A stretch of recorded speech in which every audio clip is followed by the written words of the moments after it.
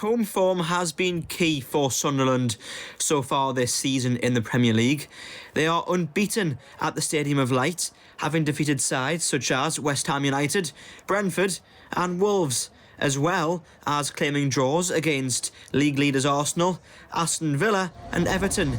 However, their away results have also caught the eye. Despite losses against Burnley and Manchester United, Sunderland have managed important wins away from home against Nottingham Forest and even Chelsea. Forest have struggled so far this season, but Chelsea, as World Club champions, were a huge scalp for Régis Le Bris' side. The support of their crowd at home has certainly been a huge factor in aiding their performances at the Stadium of Light, but just what has been the catalyst for these victories away from Wearside? Well, what is certain is that Sunderland are showing a versatility that at present will easily be enough to keep them in the Premier League this season.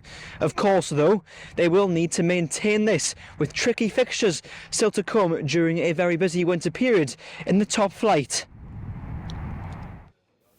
Le Bris revealed how preparations for fixtures this season have remained consistent, including for the games away at Nottingham Forest and Chelsea that ultimately became impressive victories for the Black Cats on the road.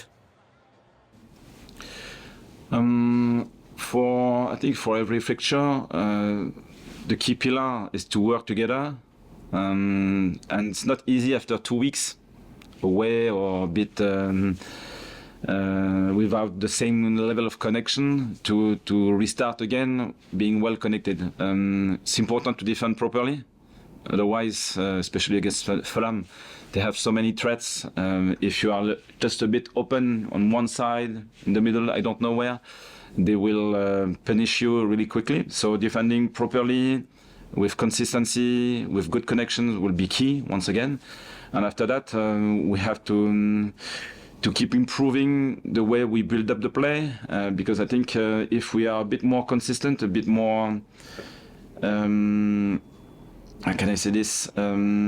We conceded many turnovers against Everton, for example.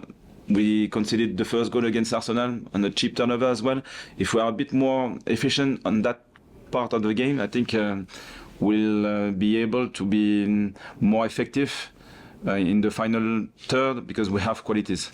So different objectives. Do you go into this game against Fulham, though, even though they're an established Premier League club, knowing you can get something because you've had those experiences at Forest and Chelsea?